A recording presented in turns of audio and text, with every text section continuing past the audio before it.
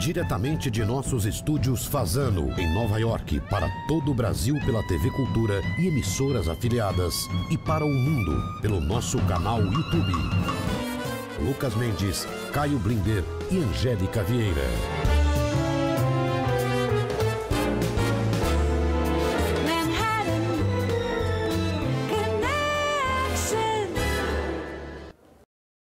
Boa noite, bem-vindos. Hoje conosco a deputada Janaína Pascoal, uma campeã de votos, e a jornalista, roteirista Marilice Pereira Jorge, também uma campeã.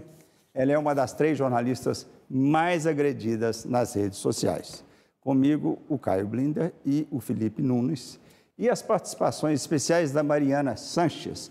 Ela é da BBC Brasil, foi à ONU ver o nosso presidente, e do consultor e escritor Ricardo Neves, em Berlim. Bem-vinda, Marilice. Daqui a pouco você vai nos ajudar a entrevistar a deputada Janaína Pascoal. Mas agora queremos ouvir o seu destaque Brasil em 45 segundos, destaque dessa semana. Vamos lá, eu queria destacar uma pesquisa que foi feita pela professora e doutora em Sociologia pela Universidade Federal de São Paulo, Unifesp, que estuda esse fenômeno do bolsonarismo desde 2017. Ela aponta um processo de hiperradicalização dessa base bolsonarista. Ela fala que os bolsonaristas radicais têm uma ligação cada vez mais emocional e psicológica com Bolsonaro, e que essa base, que anteriormente chamávamos de fiel, está passando por um processo de fortalecimento e consolidação desse discurso do presidente. O que tem de interessante nisso? Esses radicais convictos, eles acreditam que o presidente Bolsonaro é perseguido por todos e eles encaram isso como uma perseguição a eles próprios e ao Brasil que eles idealizam. O Datafolha tinha feito uma pesquisa há um tempo atrás e tinha identificado que esses bolsonaristas representavam 17% dos eleitores, mas hoje eles encolheram um pouco e representam 11% dos eleitores. É por isso que você apanha nas redes sociais. A Mariana Sanches, da BBC, veio de Washington cobrir o presidente na ONU. Biden dividiu com Bolsonaro o hotel e o púlpito na ONU, mas não encontrou com um colega brasileiro, que não teve a chance, nas palavras de um membro do Itamaraty, de quebrar o gelo bobo nas relações. Quanto aos investimentos, Bolsonaro tentou mostrar que há segurança jurídica e política no Brasil, mas a percepção de analistas é que os investidores só vão tomar decisões mais expressivas após as eleições de 22. Pesa em favor da cautela, eles dizem, o forte ruído que o governo emite, mesmo quando a intenção é passar segurança. E nesse sentido, a viagem à ONU foi vista como uma barulheira. Bolsonaro chegou a Nova York como o único líder do G20 a afirmar não ter se vacinado e ao partir deixou para trás o ministro da Saúde, isolado em um quarto de hotel após resultado positivo para a Covid-19. Felipe, seu destaque nas redes sociais, 45 segundos. Meu destaque é o Bolsonaro na ONU, que é óbvio, repercutiu nas redes sociais, mas não repercutiu tanto quanto algumas pessoas acreditam. Vou mostrar para vocês alguns dados que a gente coletou aqui na Quest. Foram aproximadamente, Lucas, 330 mil menções ao discurso do Bolsonaro ontem, computando aí Twitter, Facebook, Instagram, as redes como um todo, um engajamento que eu considero bem pequeno. Menor, por exemplo, do que o engajamento no primeiro discurso do Bolsonaro em 2019. Você teve aí em torno de 380 mil. E muito menor do que o engajamento sobre a deteriorização da economia brasileira, que só ontem ocupou 1,5 milhões de menções nas redes sociais. Agora, Lucas, além de ter sido um engajamento menor do que, por exemplo, em 2019, o engajamento do discurso também foi mais negativo do que nos anos anteriores. Eu acho que esse gráfico é muito explícito. No primeiro ano, no que a gente chama de lua de mel do presidente com a sua base, o Bolsonaro conseguiu uma avaliação positiva do discurso de 70% nas redes sociais. Em 2020, esse número caiu para 54% e 2021 para 49%. Entre os comentários positivos, Lucas, as principais menções foram sobre o tom moderado do presidente, essa tentativa de projetar um Brasil positivo para fora. Agora, entre os comentários negativos, o que a gente captou foram muitas críticas às distorções do discurso, a maior delas na opinião dos internautas, né, o auxílio de $800 que o presidente falou na ONU, as posições sobre o meio ambiente, sobre o tratamento precoce. Lucas, a meu ver, o presidente optou lá na ONU a manter um discurso para agradar a sua base, essa base que é cada vez menor, como as pesquisas estão mostrando, e me parece que essa estratégia cada vez mais mostra que está dando errado para o presidente. Ele está conseguindo cada vez menos apoio também nas redes sociais. Vamos sair um pouco do Brasil? Temos uma participação especial do Ricardo Neves, que é um escritor, consultor, sobre o que pode mudar na Alemanha neste domingo. Bom, Lucas, você me pergunta o que muda com a eleição na qual a Angela está saindo. Bom, é difícil fazer previsões, né? Uma das questões quentes é a questão de como é que vai enfrentar o desafio da mudança climática, que envolve políticas públicas, modelos de negócios, estilos de vida. Mas o que a gente pode ver nessa eleição até agora em primeiro lugar, a Angela está deixando um super exemplo. 16 anos de governo e é o primeiro chanceler que sai da Alemanha sem ser derrotado. Ela sai porque, enfim, acha que cumpriu o papel dela. Não tem nenhum processo, não tem nenhuma denúncia, sai deixando um grande exemplo. O segundo ponto é que essa é uma eleição sem polarização. Não existe, é muito tranquilo o processo, não existe, diferentemente do que a gente vê em outros lugares, uma polarização entre extremos. Enfim, existem os extremos, mas eles estão relegados à sua insignificância. O que a gente vê é uma convergência muito grande para o centro. E, em terceiro lugar, o que a gente tem é um fenômeno mais típico de modelos parlamentaristas, em que desaparecem o nome das pessoas, das cédulas, e então você tem os partidos. Isso obriga as pessoas a discutirem mais as ideias do que a fulanização das eleições. Agora, o que vem por aí serão mudanças bastante grandes. Caio Blinda. Bem, na ONU, o presidente Biden, aquele que é vacinado, não come pizza de pé na rua e não come picanha bem passada, que é um sacrilégio que merece impeachment. Teve apenas um encontro bilateral. Foi com o primeiro-ministro da Austrália, enquanto o presidente da França, o mais velho aliado dos Estados Unidos, o Macron, não veio para a Assembleia, porque esse ménage à trois é importante.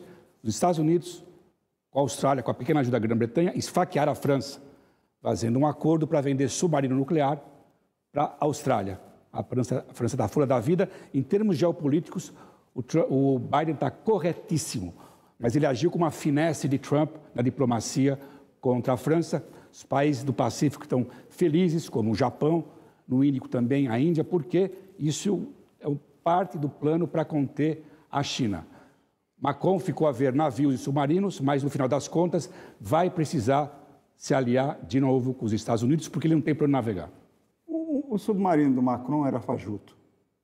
Era a diesel, mais velho e mais caro. O Trump ontem saiu da caverna dele, abriu o bico, furioso sobre os processos que as empresas e os diretores das empresas dele estão sofrendo, porque os investigadores e promotores descobriram outros números, outros personagens. São tantas acusações que eles foram à corte para saber a data do julgamento. O juiz adiou por mais um ano. E ontem o Trump abriu um processo de $100 milhões contra o New York Times e a sobrinha dele. Janaína Pascoal, te deixei calada aí muito tempo, de São Paulo, deputada a mais votada na história do Brasil, deputada estadual ou federal. 2 milhões de votos. Neste programa, Janaína, as pessoas podem ser, elas escolhem como querem ser tratadas. Pode ser o primeiro nome informalmente, Janaína, pode ser você, pode ser senhora, deputada, Janaína. Ou mesmo Janaína. doutor. Tá bom, Janaína, porque você também é doutora. Janaína, você. Pronto. Ótimo. Obrigada pelo convite. Um prazer grande ter você aqui. Você já participou do maior processo que pode haver, que é um processo de impeachment. Em quantos processos... Isso é uma conta difícil, que eu não sei se você fez. Eu te pergunto, porque depois eu vou explicar, vai ter uma outra parte essa pergunta. Quantas vezes você se envolveu como advogado de acusação ou de defesa? Eu tenho 47 anos, eu comecei a advogar com 23, fazia estágio já antes, não tenho ideia. Foram muitos. E tem o trabalho advocatício, ele não é só no contencioso, existe também um trabalho consultivo. Então, muitas vezes as pessoas te procuram querendo promover uma ação e eu sou uma advogada, vamos dizer assim, que foge de processos. Então, sempre que eu posso resolver o conflito, né, fora da judicialização, ou orientando a pessoa, ou fazendo essa pessoa perceber que ela vai gastar o seu tempo, o seu dinheiro, a sua saúde para nada. Então, assim, eu tenho um estilo de trabalhar diferente, mas são muitos anos de advocacia, eu não tenho esse número. O Trump não vai gostar da Janaína, não. Porque o Trump gosta de processo. Então não, porque ela vai ficar surpresa com a quantidade de processo, como processador e como processado. Ô Marilis, você vai ter o prazer e o trabalho de fazer a primeira pergunta para a Janaína. Poxa, vamos lá, eu até preparei uma pergunta aqui porque eu tenho curiosidade sobre isso.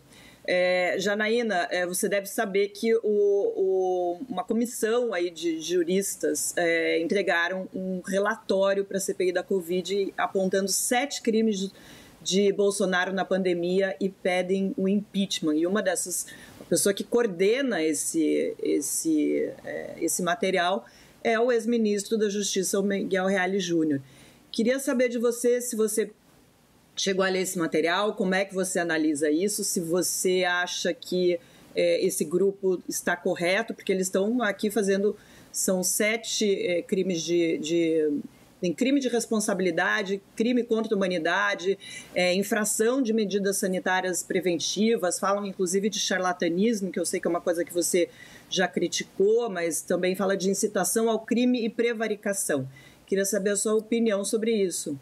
Bem, eu entendo que o parecer que os estudiosos apresentaram, a pedido do senador Renan Calheiros, é uma versão sofisticada do super pedido de impeachment que foi apresentado na Câmara dos Deputados por vários deputados federais e movimentos sociais.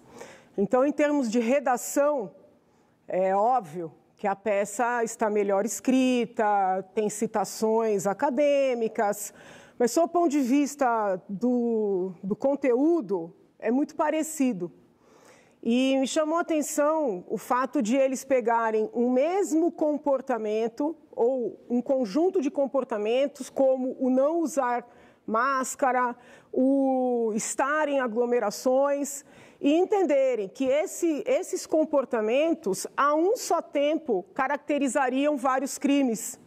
Então, chamou muito a minha atenção, por exemplo, esses comportamentos do presidente serem encaixados em crime contra a saúde pública e epidemia.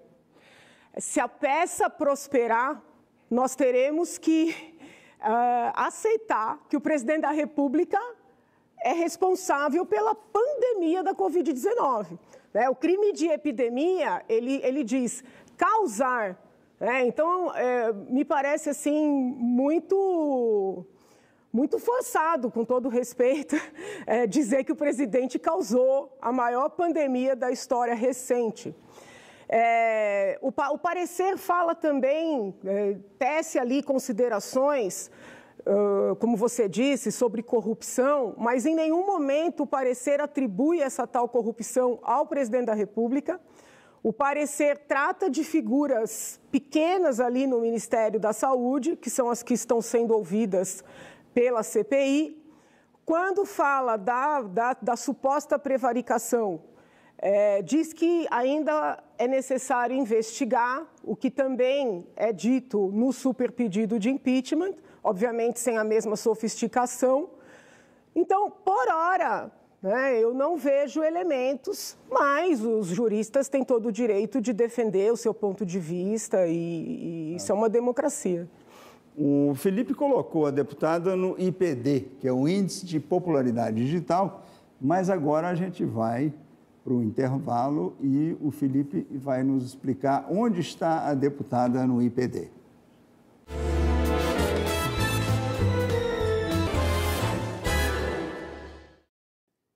Estamos de volta com a deputada Janaína Pascoal e a jornalista Marilis Pereira Jorge. E o Felipe Nunes, que colocou a deputada lá nos algoritmos dele e descobriu onde está ela no índice de pesquisas. E aí, Felipe, você pode ter o prazer de perguntar ao deputado o que você quiser.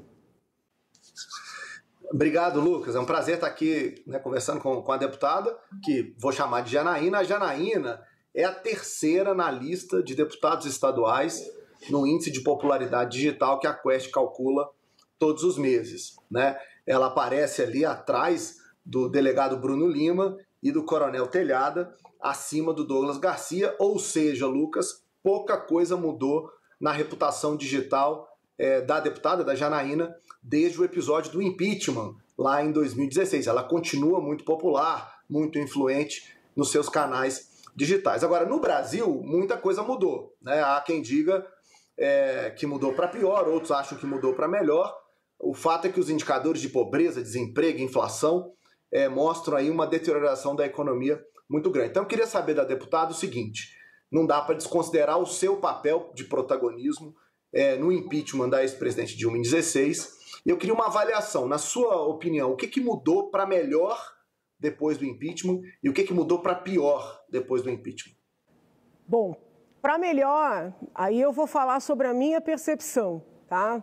Uma direita que vivia asfixiada. Quando eu digo direita, não necessariamente essa direita da economia e não necessariamente é o grupo de bolsonaristas, mas as pessoas que se incomodavam e se incomodam com a banalização de temas como legalização de aborto, como venda e uso de drogas, como discussão de temas muito sexualizados com crianças de tenra idade ou adolescentes jovens. Essas pessoas deixaram de se sentir intimidadas e tomaram coragem para se manifestar. Pessoas que gostam de políticos com posicionamentos mais à direita, se consideram legítimos participantes do debate público, né? E quem vive na universidade pública sabe que isso era impensável na época do PT. Eu, como eleitora, como cidadã, fico feliz, por exemplo, em ter um doutor Rafael Câmara no Ministério da Saúde, que é um médico que trabalha como médico, atende suas pacientes, não tem nada contra métodos contraceptivos, mas é um médico que defende a vida intrauterina. Fico feliz em ter a doutora Ângela Gandra à frente da Secretaria Nacional da Família. Então, nessa parte, houve um avanço muito grande, ou pelo menos uma ponderação. Eu acho graça. A Marilis, no começo, disse que a professora fez uma pesquisa mostrando sobre o radicalismo dos bolsonaristas. Ninguém nunca quis fazer pesquisa do radicalismo dos petistas, né? A vida de quem tenta sobreviver na universidade pública, com professores que te obrigam a falar e escrever o que eles querem que você fale e escreva. Essa dominação nunca incomodou os acadêmicos. Ruim. Nós tivemos muitas expectativas, digo nós que trabalhamos, cada um no seu lado, né, pelo impeachment, pela Lava Jato, nós criamos muita expectativa no que tange a depuração do país. E nós fomos muito frustrados, em parte pelo próprio governo federal, que poderia ter defendido com mais vigor essa pauta, mas em grande parte pelo Supremo Tribunal Federal, que vem reiteradamente desmerecendo, desfazendo, destruindo, né, o trabalho feito pela Lava Jato, por outros agentes, vamos dizer assim, da repressão, Polícia Federal, Ministério Público Federal, Justiça Federal.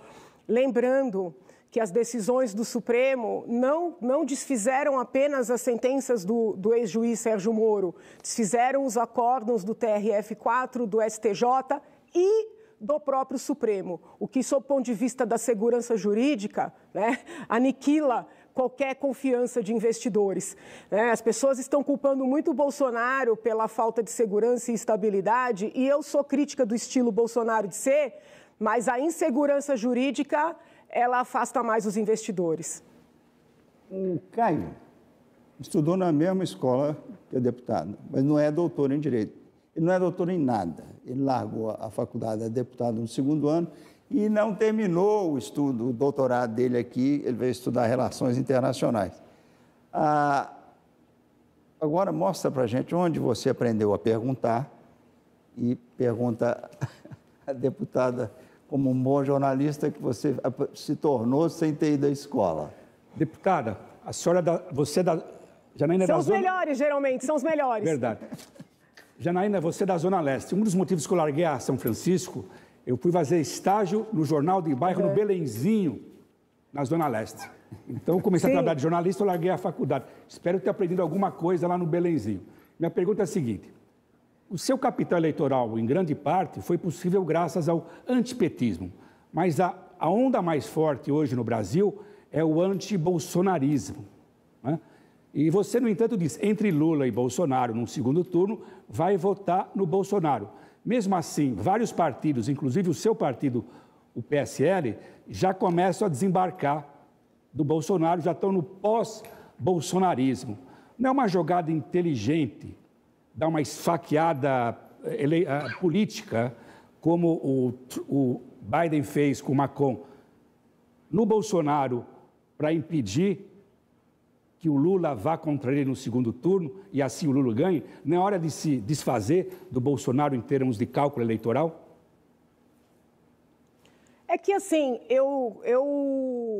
o que eu tenho tentado explicar para as pessoas, e as pessoas não acreditam, é que eu entrei na política para ter a possibilidade de falar o que eu penso, o que eu acredito. Se eu tiver que falar algo que eu não acredito para ter voto, eu prefiro ficar fora, né? Eu não entrei na política para ficar na política a qualquer preço. Aliás, lembro muito de uma das conversas que eu tive com o doutor Hélio Bicudo, né, que o que assustou muito o doutor Hélio foi quando ele ouviu uma frase da Dilma, dizendo que, do Lula, dizendo que para ficar no poder eles fariam o diabo, né? Eu não, né? Eu tenho um compromisso com o certo, um compromisso com a minha convicção. E o que eu ensinei para os meus alunos é que nós temos que analisar fatos e atos de maneira distanciada das pessoas. Então, o que eu concordo no governo do presidente, eu elogio, né? Ações, manifestações. O que eu não concordo, eu critico. Eu desconfio muito de pessoas que elogiam tudo e criticam tudo. Em algum momento essas pessoas estão mentindo ou estão agindo com cálculo, né? Eu quero ficar na política se for para eu fazer o que eu acredito que é o certo, entendeu? Alertar as pessoas do que eu acredito que é o certo. Ficar por ficar não me interessa. Mas e o cálculo político, Janaína? Apoiar o Bolsonaro não é reforçar o Lula? Essa minha pergunta é simples. Eu não estou vendo nenhum outro que... Não é nem questão de ter chance, mas que defenda o que eu acredito. Qual deles está disposto a manter uma equipe pró-vida no Ministério da Saúde? Qual deles está disposto a lutar contra o induzimento de criança, entendeu? A iniciar a vida sexual com 12 anos de idade? A normalização. Qual deles está? Quem que toca nesses temas? Nenhum deles. Eu estou esperando o ex-ministro Sérgio Moro, que eu não sei se vem mesmo candidato, se manifestar sobre essas pautas. Porque ao lado da luta anticorrupção, que eu considero fundamental, né, tem essas pautas. Eu não abracei essas pautas para ser eleita em 2018, eu defendo essas pautas desde criança. Então é o seguinte, eu quero saber o que esses caras pensam, entendeu? Não é essa... Pode pegar o Twitter dessa gente que está querendo ser terceira via. Entendeu? Bolsonaro xinga, como um bando fica, mito. É tão idiota quanto, entendeu? Eu não vou atrás de hashtag. Cadê as ideias dessa gente? Marilis, por que você está entre as jornalistas mais odiadas nas redes? Foi um levantamento feito pelos Repórteres Sem Fronteiras e o Instituto aqui no Rio de Janeiro. Eu fui procurada pelo Repórteres Sem Fronteiras para trazer o resultado desse levantamento que eles fizeram durante 3 meses, metade de março, começando metade de março desse ano. É uma lista na qual eu não gostaria de estar, mas eu acho que é bem significativo que os 3 primeiros nomes ali dessa lista sejam mulheres. Mulher é um alvo fácil. Mulher é atacada pela sua sexualidade, pela sua aparência, pela sua idade, não só necessariamente pelo seu posicionamento político. Eu sou bastante crítica ao governo Bolsonaro, aliás, antes mesmo do presidente Bolsonaro ser eleito. Eu acho que ele era uma das piores opções que a gente tinha na eleição em 2018.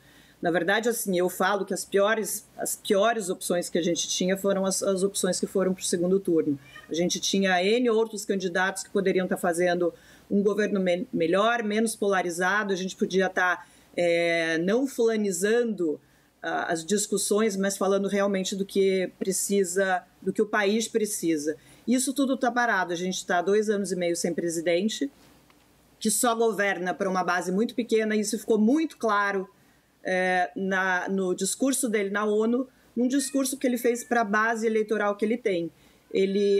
Para mim, ficou muito claro que ele despreza todo o resto do Brasil que não está dentro desse espectro político, religioso, para o qual ele quer governar. E é muito triste, porque o Brasil é esse caldeirão multicultural, né, com ideologias variadas, religiões variadas, sexualidade variada, e a gente tem um presidente que fala para um grupo que está ficando cada vez mais pequeno.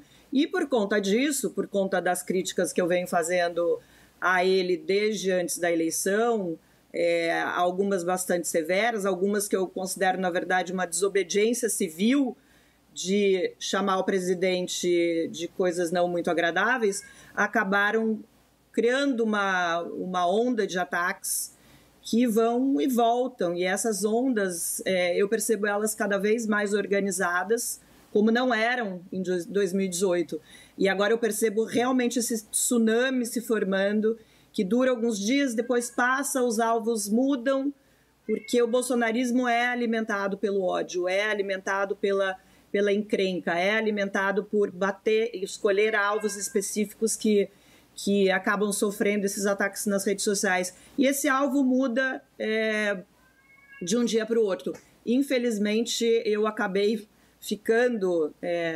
me tornando um alvo durante esses 3 meses desse levantamento e acabei entrando nessa marca levantada pelo Repórteres Sem Fronteira.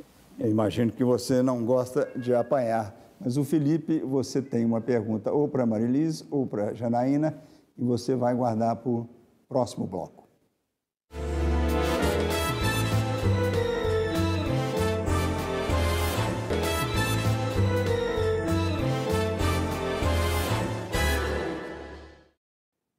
Estamos de volta com a deputada Janaína, a jornalista Marilis e a pergunta do Felipe. Marilis, prazer falar com você, um prazer estar aqui contigo. Sou um dos seus seguidores lá no Twitter, te acompanho de perto. E queria que você comentasse sobre um estudo que saiu recentemente. O Reuters Institute publicou um estudo mostrando que não só a confiança na imprensa, né, que vem caindo no mundo todo, mas em especial o estudo mostrou que no Brasil quase metade dos brasileiros acredita que os jornalistas tentam manipular a sociedade, quase 40% que os jornalistas são pagos para dar uma notícia de acordo com os interesses de alguém e quase 30% dizendo que os jornalistas escrevem sem saber do que estão falando.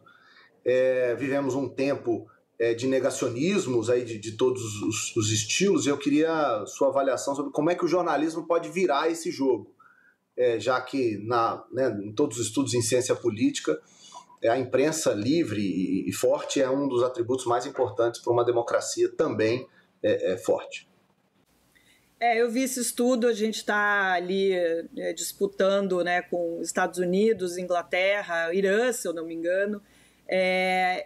Eu acho que são vários fatores. Acho que tem uma questão de que nos últimos anos a gente teve uma grande democratização da informação e também um grande aumento de fake news. Um processo que não é somente brasileiro, é uma coisa que acontece em nível mundial. A gente viu muito isso acontecer nos Estados Unidos no governo Trump, esse processo de descredibilização da imprensa, né? O Trump colocou o trabalho da imprensa em xeque, começou a coisa da fake news, começou muito lá. Fake news, atacar jornalistas, chamar jornalistas em encontros, em coletivas de mentirosos. E isso tudo a gente vê que foi copiado totalmente da mesma forma pelo governo Bolsonaro. Não que tenha começado, esses ataques à imprensa não começaram nesse governo, a imprensa sofreu muito também nos anos petistas, já com essa questão de não ter credibilidade, de ser uma imprensa que estava a serviço de grandes empresários, de grandes empresas. Mas eu acho que a gente está ainda num processo que vai piorar. A gente vai enfrentar uma eleição ano que vem que eu não vejo justiça, não vejo os meios de comunicação, não vejo as redes sociais preparadas para lidar com essa avalanche de fake news que vai acontecer e que vai interferir na eleição do ano que vem. Mas, por exemplo, nos Estados Unidos, esse mesmo processo levou o quê? Um aumento de assinatura de grandes jornais, como o New York Times, o Washington Post.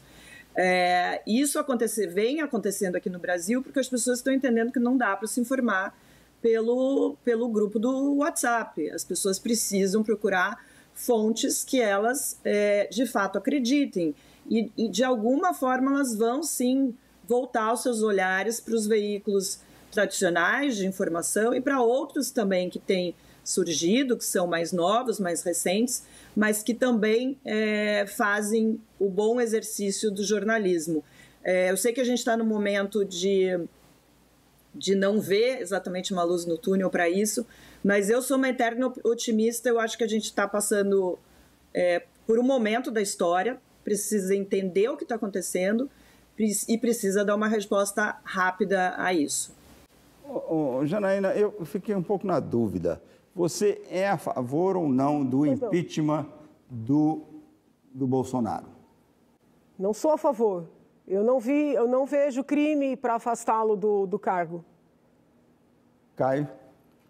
Janaína, eu queria saber se você reavaliou sua postura nos últimos dias sobre a vacina para adolescentes. Eu não tenho filhas adolescentes, já são bem mais velhas, mas não teria nenhuma dúvida, como a maioria dos pais, a maioria dos países na Europa, dos Estados Unidos, Canadá, etc., que adolescentes tomem a vacina. Você reavaliou em função das informações que tivemos, inclusive de autoridades médicas do Brasil? Eu quero esclarecer. Eu não sou contrária à vacinação. O que eu sou contrária é a manipulação da informação. Tá? Eu vou dar um exemplo. Uma jornalista, inclusive da rede de vocês, disse que eu estava espalhando fake news quando eu contestei um tweet do governador dizendo que ia começar a vacinar com Coronavac crianças de 3 anos. Eu pedi para apresentar os estudos. Existia um estudo feito pela indústria que vende a vacina. Eu li o estudo e os próprios pesquisadores mostraram que o número era estatisticamente insuficiente. Eu entrei no site das agências, que seriam as Anvisas, né, de vários outros países. Nenhuma recomenda a vacinação abaixo dos 12 anos. Então, não fui eu que espalhei fake news, né? Começa por aí. Com relação aos adolescentes dos 12 aos 18 anos, existem efeitos adversos já reconhecidos, inclusive pelas agências internacionais. Quem entrar na Anvisa inglesa verificará que está lá escrito que tem sim casos de miocardites causadas pela vacina da Pfizer, que é a única autorizada para essa faixa etária, Só que, diferentemente do que acontece no Brasil, lá eles trazem os sintomas característicos, né, de quando essa síndrome se verifica, ou porque foi causada pela vacina, ou porque foi, vamos dizer assim, acordada, catalisada pela vacina. Eles trazem os sintomas e tem um protocolo de como proceder. Ah, então, a criança que tem dor no peito, que tem falta de ar, que tem dormências, ela precisa ser socorrida imediatamente. Criança não, adolescente, tá? Imediatamente, porque pode morrer, tá? Pode morrer. No Brasil, a gente não pode falar isso, porque é fake news, né? Porque você tem que chegar e dizer é seguro, né? Um produto que acabou de ser desenvolvido e que os próprios fabricantes estão observando e que os países estão catalogando os efeitos adversos para avaliar como lidar com eles. Por que a imprensa está desacreditada? Ontem, o ministro Lewandowski deu uma decisão de várias páginas.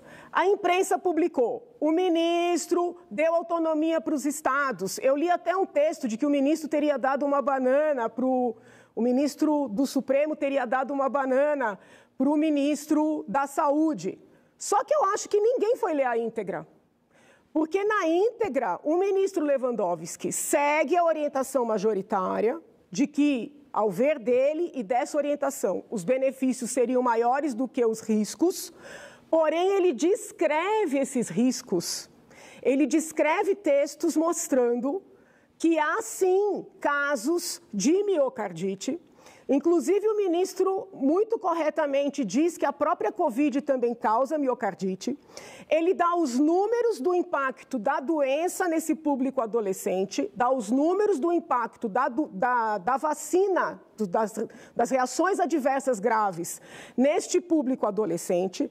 E ele conclui, seguindo a linha predominante, que o benefício coletivo da imunização justifica os riscos desses poucos adolescentes que podem sofrer esses efeitos adversos graves. Eu respeito divergência, mas eu não concordo. Eu dei aula de bioética há muitos anos e trabalhei com os meus alunos pesquisas com seres humanos e os grupos mais protegidos, que não podem ser instrumentalizados para o bem da coletividade, são justamente as crianças e os adolescentes. Nós estamos expondo, ainda que seja um adolescente, a riscos de uma situação cardíaca para ter a coletividade imunizada. Eu respeito quem concorda, eu não concordo. E eu não acho que os pais tenham que ser desestimulados de vacinar. Eu só acho que é direito das famílias conhecer a possibilidade desse 0,000,01, entendeu? De implicações sobre o coração desse adolescente e o mais importante, treinar os profissionais de saúde para agirem. Eu sei o tempo que demora uma consulta com especialista. O governador fechou os prontos-socorros no estado de São Paulo. Hoje você tem que ir para o equipamento municipal para ser transferido via CROSS. Então, se uma criança começar com falta de ar, começar com palpitação, que está reconhecido no mundo inteiro, e aqui não se fala, porque a imprensa aqui, desculpa, tem pauta, entendeu? Se uma criança começar a se sentir mal, não tiver dinheiro para pagar um hospital privado, pode morrer do coração. Eu não quero que os adolescentes corram esse risco, entendeu? Então, não é que eu sou contra. Agora, a informação tem que ser dada na sua integridade. Hoje foi a Johnson & Johnson que saiu com uma vacina dizendo que é fantástica para criança, adolescente, para todo mundo, com 97% de sucesso. Janaína, você disse que queria fazer uma correção numa resposta sua, então você tem esse momento agora, porque nós estamos fechando o bloco.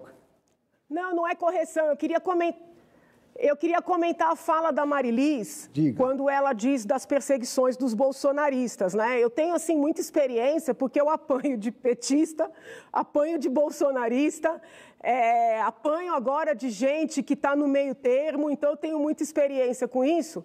E eu aproveito essa oportunidade, né, para mostrar para essas pessoas que criticaram tanto o PT por terem pretendido estabelecer um olhar único, um pensamento único, essas pessoas que estão intimidando as outras, ainda que seja nas redes sociais. Mesmo eu, que a imprensa entende que sou bolsonarista, e eu sempre digo que não sou, eu defendo as minhas ideias, mesmo eu vivo sendo atacada por bolsonaristas, não só nas redes, mas na porta da Assembleia, inclusive.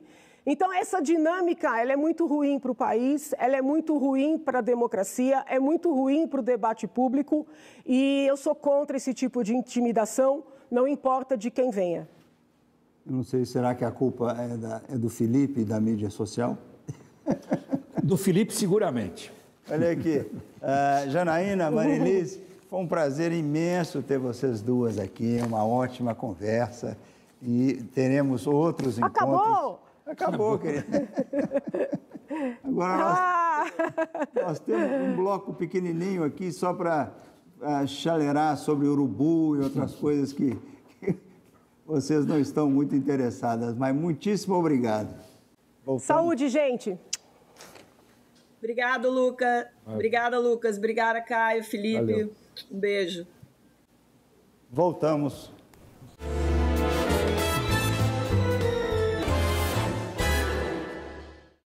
Estamos de volta com imigração, mais um espinho no Biden. Aquelas imagens chocantes da multidão embaixo da ponte. Haitianos correndo de chicotadas, a brasileira morta de fome e sede no deserto. Cada história é pior do que a outra. E enchem os jornais e televisões com cobranças republicanas e também de democratas. A invasão de imigrantes é culpa do Biden? Tudo é culpa do Biden? É culpa do sucessor do Trump. Porque o Trump impôs uma política cruel, desumana, discriminatória contra muçulmanos, imigrantes ilegais. Você quer reverter um pouco. Você tem que tomar cuidado quando você reverte. Para ser mais humanitário, ter outros critérios. Com isso, você acena para imigrantes e refugiados, fala, mudou tudo agora, liberou, vamos para lá porque não é mais o Trump, não tem muro, tem o Biden. E a mensagem do Biden é um pouco confusa. Em alguns casos ele é mais liberal, em outros casos ele é mais duro, como nos haitianos, porque ele tem que conciliar duas coisas. Uma postura mais humanitária do Partido Democrata com o cenário eleitoral. Eles não podem perder a eleição no ano que vem. Imigração é um tema que mobiliza muitos republicanos e uma parte do país inteiro. Ele tem que tomar muito cuidado e achar um meio termo. Quando você quer buscar o meio termo, você toma porrada dos dois lados. Pró-imigrantes. Não, uma parte é muito radical pró-imigrante. Libera, dá cidadania para todo mundo, não. O país é mais complexo. Tem que cortar, tem que plantar, colher o tomate, tem que colher o alface. Mas dá um visto temporário, não vai dar cidadania. Então você dá munição para todo mundo. Nessa ele está perdendo dos dois lados. Olha, o governador do Texas, Greg Abbott, é um dos maiores... Esse eu culpo por tudo. Canalha. Ele está construindo uma cerca que é para compensar a cerca do Trump, que não foi adiante. E está culpando o imigrante, mas as mortes do Covid estão na conta dele. São muito... Tem imigrante morrendo, tem um aqui, morre, outro ali. Não é uma mortandade, como foi... por culpa dele, contra máscara, contra mandatos. E aquela história, ele é um dos governadores, a gente conversou sobre isso antes do programa, que é muito mais a favor de alguns remédios anticorpos do que realmente impor a vacina.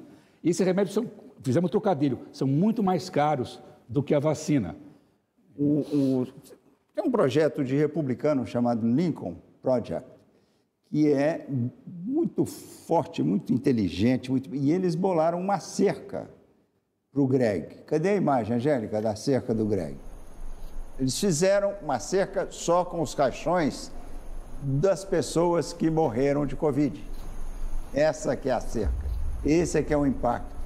São milhares de caixões. Devia frisar aquela imagem com a... Vamos seguir com o Felipe, que me disse que imigração não está em destaque nos algoritmos dele. Aqui, Felipe, o Supremo americano está rastejando nos índices de aprovação. Desde mais de 50 anos, e a gente não sabe o que tinha antes de 50 anos, mas, enfim, eles estão com 40% de aprovação, e isso é raríssimo. Você me disse que você tem números sobre o nosso Supremo, mas você tem um outro número mais interessante.